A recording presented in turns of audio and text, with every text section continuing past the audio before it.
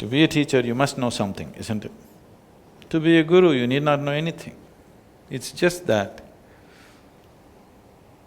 you don't know anything, but you got eyes to see. Whatever you want, you can look and speak. But to be a teacher, you have to know something. If you don't know anything, you can't make a teacher, isn't it? To be a guru, you don't need to know anything. Just a certain level of perception, that's all. You're not knowledgeable about anything. It's easy. Being a teacher is difficult because you will have to remember so many things.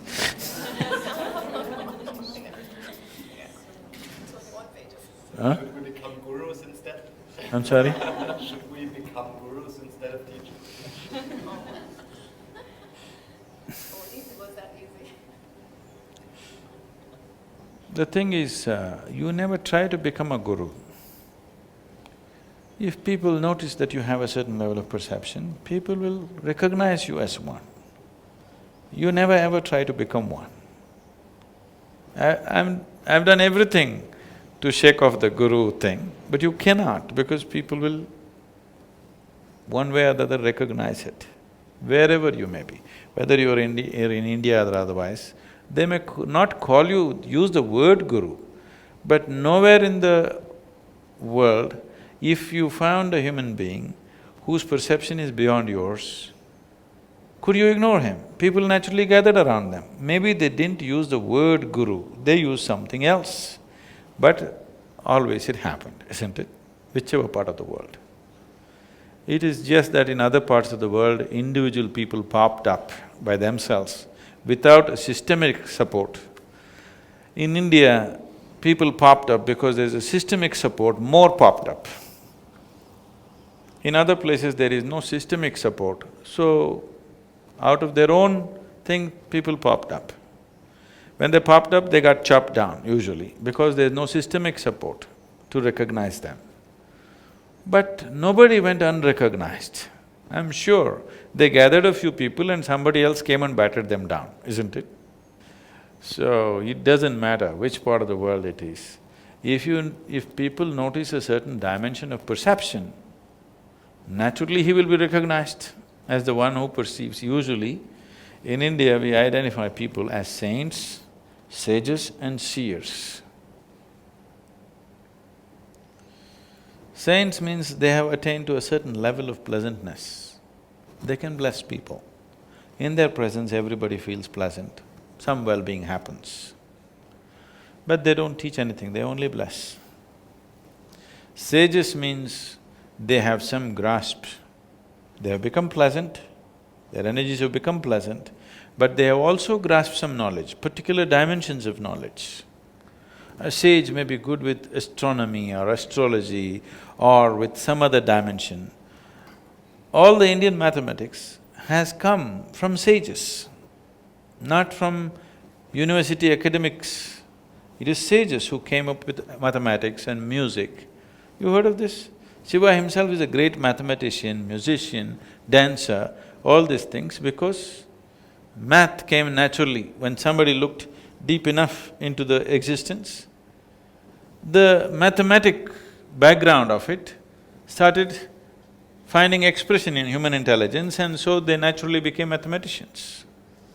You must read the story of people like Ramanujam and others, they're brilliant mathematicians without any academic support because a certain level of observation, which is a sage. A seer means one who sees. See, it's a very appropriate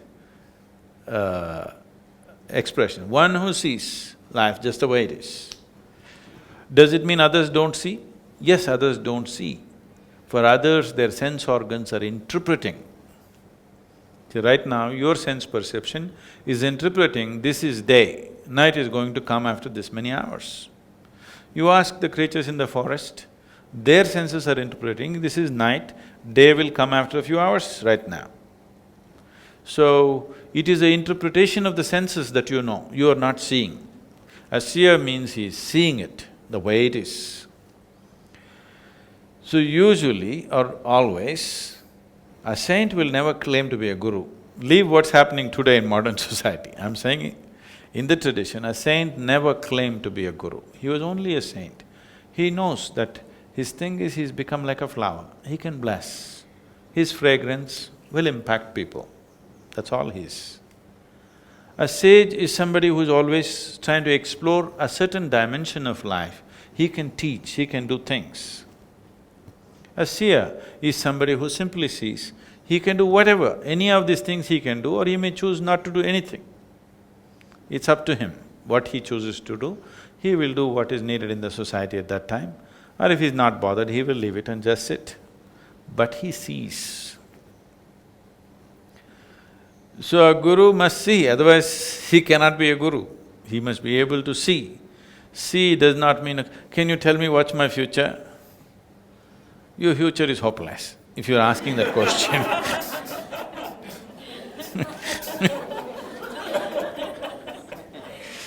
If you're asking that question, it's a hopeless future because if your idea of your future being better is only a question of, will I get the job, will I have money, will I pay my taxes, will I pay my bills, this is not a future. This is… you just becoming a particle in the existence. You know, you will go round and round in some way. So, future, once you see a certain way that the life is manifesting today, if I say if you do this, this and this, it can manifest in some other way. If I can suggest the right thing to you, that is because you have seen, so that is a seer. If one cannot see, he should not be a guru. Seeing not just the human aspect of it, the existential aspect of it, to be able to see. See, these days some technologies have come, I don't know the names of these technologies, but some things I saw are really phenomenal, okay? See, right now, if you sit here, let's say you're doing asanas, let us say you do all these asanas and you go away. Now in the space where you did asanas, there is a certain memory. Today, there are, whatever they call them, I don't know what, there are ways to image this. You know, you sat here, did something and went. Now they can come and image this, what all you things that you did. What is the use of this, how to go to this, they can only think in terms of war, okay? They'll think how to use it in the military usage, that's a different thing. But if you do asanas here and you go away, if I walk into this hall, I will see what you have done, your asana. Is it a process of liberation or is it a way of tying yourself into knots? This can be seen. If I see you're doing something like this, then it is not said you're doing this, do this, we will suggest something else. You must have the sense to just do that. Some simple thing, I'll say, hey, why don't you take a walk and come? Why should I go for a walk? Morning I walked. Okay. Because the moment you try to logically decipher these things won't work. So always these things are done in subtle ways. Only few people have the sense to follow those subtle instructions. All of them will question and debate, discuss with everybody and destroy it in no time. So, okay, wait for another 12 years, let's see. Moments come in one's life. In one's cycle of doing things, certain moments come in your life. At that moment when the necessary intervention is made, if you don't take it, that moment will pass and we'll have to wait. If you have the power to create your own moment, not waiting for any cycles, that would be the most fantastic thing to do. But not everybody is there, they will have to wait for that moment. But when that moment comes, naturally instructions will come. Now when I say this, all kinds of flaky minds will start looking at everything as a sign from California, you know. They receive all kinds of signs every day. So there is a danger to these things, but at least when proper verbal instructions are given, people should have the sense to do it. Otherwise, because if I try to explain and do it, it'll not work. Why will it not work? Why can't you do this? Why… See, this is the simple thing. Between your body, physical body and your mind, there's a certain subtlety. that what happens in your mind cannot be interpreted the same way as we interpret the physical moments, isn't it? What happens in your emotion cannot be logically interpreted as it happens in your mind, isn't it so? As things get subtle, it becomes less and less available to the logical process. If we do not understand this logic, if you try to handle everything as you handle physical material, human beings will die. If you try to handle human beings as physical quantities, you will see nobody will be with you, isn't it? Yes or no? Don't you relax the rules of the physical for handle human beings? Somebody is far away, you say 1, 2, 3, 4, okay, 4 people, 4 people. But if they're with you in your home, as your family, don't you relax this laws of physical to interact with them? If you don't, you will not know any human being on this planet. So this relaxation has to progress. As it goes, if your life has to evolve, you must release more and more things from this. But for doing this, you must have a very stable, logical mind. If you don't have this, you will go off into hallucinatory processes. This is the thing about spiritual process, that if you establish a very stable body and stable mind, then we can take you into illogical things experientially. If you do not establish this, if we take you into one illogical experience, after that your imagination will run in such a way, you are doing hallucination and thinking it's real. Hallucination can be more powerful than the real. Actually it is, because it's exaggerated. See, people love people that they have not seen more than people they have seen. They go to a cinema. Whatever this Rajinikanth or this Tom Cruise or Amitabh Bachchan is a much bigger guy and people love him more than the people who are sitting next to them. Because it's all exaggerated, isn't it? Because it's so exaggerated, the man is so big, he speaks so loud and everything that he does is big. The people who are sitting next to you, they can't look that big, they can't sound so big, they can't do anything so big. So, hallucination is an exaggerated reality. Because of that, it can become a more powerful thing than reality. But once you fly into the hallucinatory state, you're risking madness. You're risking the basic stability of your mind. If you go too far, you may not be able to come back. If you can sit here and dream something funny for 2 minutes and come back, it's nice. But you started dreaming and you don't know where to stop, then it's lost, isn't it? So establishing a very stable body and mind is an important part. If we want to explore mystical aspects, we should know what's imagination, what is not. It needs a very, very focused, stable thing. Right now, this simple thing that you're doing, that consciously like this we go and create another visual impression of something following you, this needs enormous mental work. Do you understand what I'm saying? Just to make sure your breathing is just slightly deeper than normal, it needs a lot of mental work. If you keep on using your mind like this, mind becomes very stable ground. It's not an imaginary, fanciful situation, it's a solid foundation by itself. The whole system of tantra is like this, that you recreate. If you take this rose petal, I think we told you about this, isn't it? Just take this rose petal, observe this in as much detail as possible, recreate in your mind. If you want, you can make the rose petal fall down from the sky.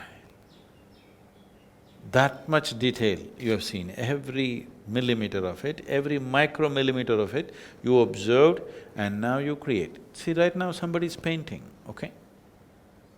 How is it? Because somewhere in their mind, the image of that leaf or flower or whatever else is perfect, isn't it? So mind is capable of this. If you take an impressions like this and find expression to this, slowly you exercise this mind like this, now this becomes a very stable and powerful instrument.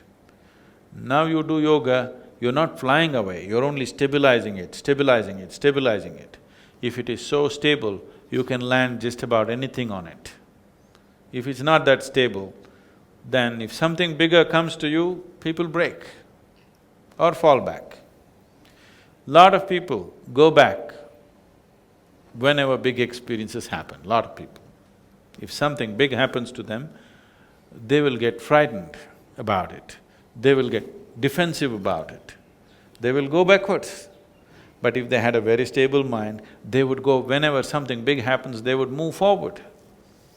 This is happening to people not only in spiritual process and mystical dimensions, even in simple physical life.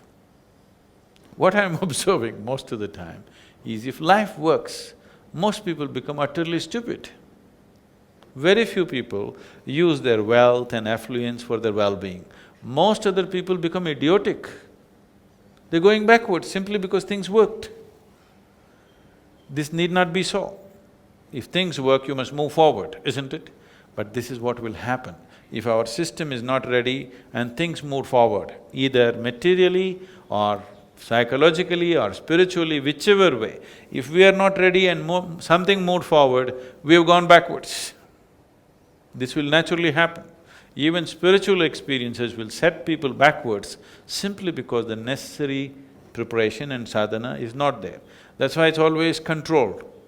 Whenever we are causing any grand spiritual experiences, either in bhavaspandana or samyama, it is seriously controlled. Controlled means it's more controlled than a prison. Yes, it has to be that way. If you leave it, people will fly away into all kinds of things, but that will not be good for them. It'll set them backwards.